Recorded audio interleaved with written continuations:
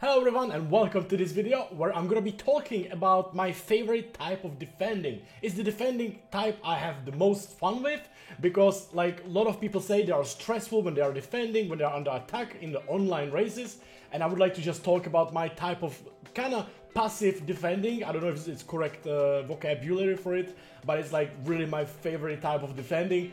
I think you can have a lot of fun doing that, and I'm gonna go through it in this video. So I'm gonna explain it, how I work with it, how does it look. I'm gonna show a few examples, and yeah, give you my opinion on it.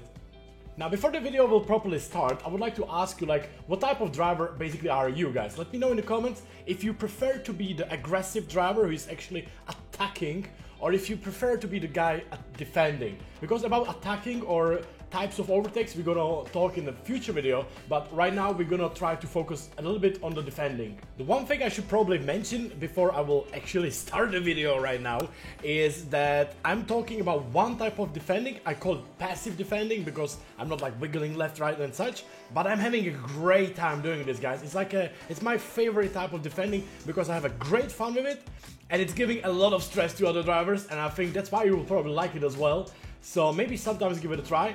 And let's go for it, guys. We're gonna go for in the future videos, guys. I'm gonna go through overtakes, different types of overtakes, and we're gonna talk about more defending, like how much you can defend and how to be smart about defending, because not every time it's very good to defend too much. Sometimes you can make it smart and basically let the other driver go and stay behind him and even improve, you know. So, but let's focus on the passive defending right now. So for the purposes of this video today, I had a perfect example of my favorite type of defending.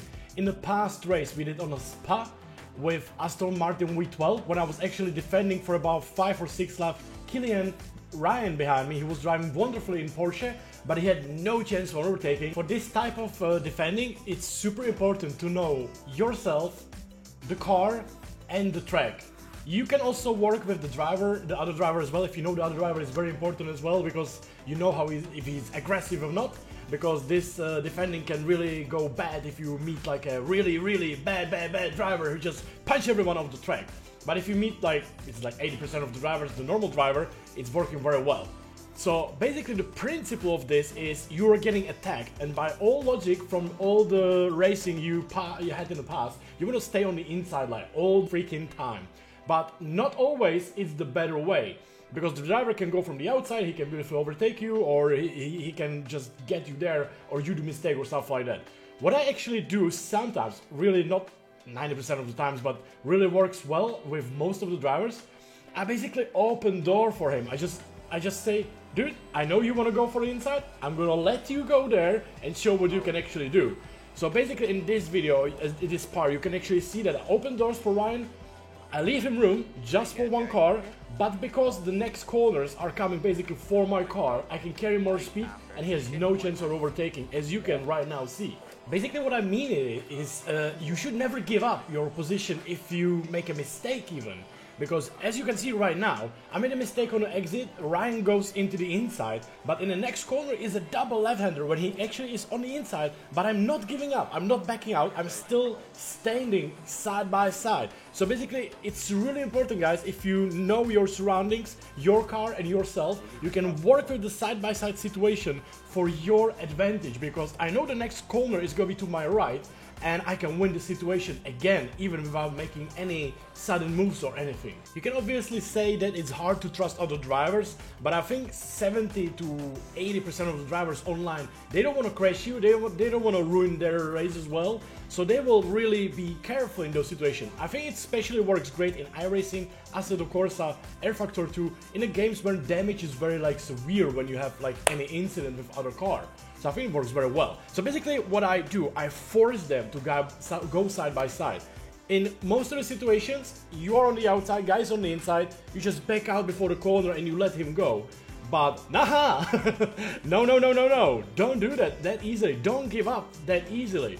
Just force them, force them to go side by side. Trust yourself, trust your control, trust your car, and also try to trust the other driver as well, because I think you and him will in the end very enjoy it, because I am tough driver to overtake, so I really have a great time doing this. Very importantly, you cannot do mistake when you're doing that, otherwise you will damage yourself or the other driver as well. But the other driver is like, oh man, he's leaving inside open. I can dive bomb him to the inside and he's gonna give up the position. Nah, you just hold the position and you use the track. Of course, it doesn't work in every single corner, but if you know the track ahead, you can really use that for your advantage, even if you make a mistake like I did in this next part. I think most people would already give up, but you can even see that I still went on the outside after a little slide when I almost crashed. The guy is like, huh, inside, yes, finally! But you have a carrying more speed, that's the most important thing. Always when you go from the, basically, except like super fast corners, every single time you go from the outside line, you have a better speed on the exit. And that's why you win this situation. It's basically said, the reason why this works is because on the outside you actually have more confidence. Because the guy on the inside, most of the time, if he doesn't want to crash you, he needs to go over the curb, he needs to slow down a lot, and his car is maybe oversteering or understeering, so he has to basically slow down way more than you do on the outside. That's why you will, most of the time, will be winner in situations like this. I would actually say, if you're not afraid, this can work in every single game. Obviously, it applies from track to track and corner to corner, but most of the time the driver on the inside will not carry that much speed as you do from the outside, because you are not afraid to stay on the outside. To summarize, what I basically do is, instead of keeping on the inside before the corner so the other driver have to go to the outside, I stay opposite, we switch positions, and I leave the doors open for him because he had to slow down more and he has to stay on the inside while I can stay on the outside, leaving him one room for a car, basically, so even if he can manage that, I can leave him space, but otherwise I will have a better speed through the corner or through the exit, and he basically will fail his overtake. The next part of the video is a little example what can actually happen if you have a really hard competition. So what happened here, if you think about it properly, was I was trying to overtake the guy, he was keeping the inside, so I was going for the outside all the time, and meanwhile the guy behind me wants to seize the opportunity to put his car to the inside and overtake me into the hairpin. But at the same time, I basically force myself to go to the outside of the first guy, so I don't slow down too much. I basically open the doors for the third guy behind us to go on the inside as well, so I don't slow down, I do any sudden moves, anything crazy. So I don't make any damage or I don't slow down as whatever. And on the exit, I'm still on the outside, so I have a better exit and I can cover inside for the next corner. I think it's all about like thinking ahead. If you know what's happening, like what corners are upcoming in the track, what you want to do is like, yeah, just think about the future, kids. So I'm not saying, of course, do this, guys. It's not 100% bulletproof, but I think it's a way to have a lot of fun with other drivers as well, because I think it's very challenging. You know, I really like to defend because there's like a beauty, there's like a magic into it, because it's like, even if the guy is way faster, you can still hold him up. I'm not saying you should. If he's like way faster, you should probably let him go and think ahead in your race. If the race is long, you maybe even save a couple of positions just by letting one driver through. But in some other situations, if you don't want to, there's, of course, every track, every corner is different and it works differently. For example, I really like Hungaroring. For example, the first corner you can let the guy to the inside because you will have a super exit on the outside into the second corner where you keep the inside again, and then you can squeeze him out into the next corner so you keep the position, you know. Last Source in Spa as well. He goes to the inside, you stay on the outside, you have a way better exit because the corner is very, very slow, and before Eau Rouge and Radulon, you are ahead of him.